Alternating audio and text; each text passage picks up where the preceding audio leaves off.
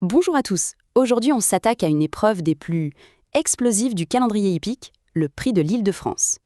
Pour bien comprendre l'énergie de ce sprint, il y a cette phrase d'un grand entraîneur qui résume tout. C'est exactement ça, une libération de puissance pure, instantanée, un véritable décollage. C'est la distance. 2175 mètres à parcourir pour les meilleurs trotteurs montés du monde, et pas n'importe où, sur la légendaire Grande Piste de Vincennes. Mais attention, ne nous y trompons pas. Il ne s'agit pas seulement de vitesse, non. Il s'agit de conquérir un parcours qui est réputé pour briser même les plus grands champions. D'abord, un petit point sur la discipline. On parle bien de trop monter. C'est sans doute la discipline la plus athlétique qui soit. Elle exige une force, un équilibre, bref, une symbiose totale entre le cheval et son jockey. Alors la question se pose, pourquoi est-ce que ce parcours de 2175 mètres est-il si redoutable? Qu'est-ce qui en fait un défi si particulier? Eh bien, la réponse est aussi simple que brutale. Ça se joue en 2 temps. D'abord, la descente au départ.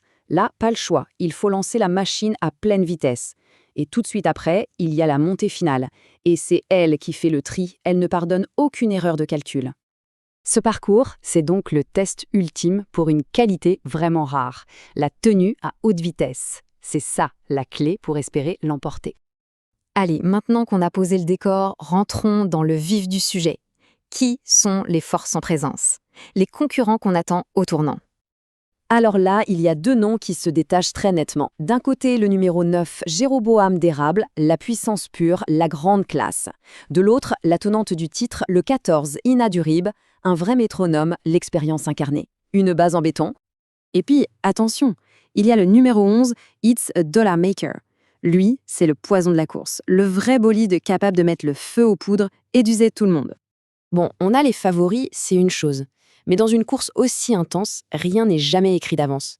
Ce qui nous amène, bien sûr, au trouble fait. Voilà, les outsiders. Des chevaux qui, si tout se passe bien pour eux, ont le talent pour s'imposer. On pense au 12, Jean Balthazar, un spécialiste de la vitesse avec une fin de course redoutable. Ou la 15, Idéal du Chêne, une jument de groupe 1, excusez du peu. Et puis il y a le 4, Gémanvol, très talentueux mais parfois capricieux. S'il est bien luné, il est dans le coup. Et pour ceux qui aiment le frisson et qui visent le jackpot, il faut regarder du côté de ce qu'on appelle les tocards. Ce sont ces grosses cotes qui peuvent complètement transformer un ticket. Dans cette catégorie, il faut garder un œil sur le 6, King Game. Il a une vitesse de base assez folle, c'est un vrai coup de poker. Et puis la fusée italienne, le numéro 1, Elegance Chronos. Sa vitesse pure pourrait en laisser plus d'un sur place.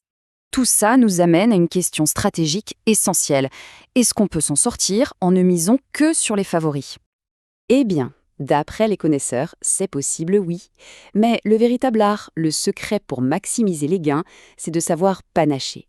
Combiner 2 bases solides avec quelques outsiders ou tocards bien sentis pour pimenter le tout.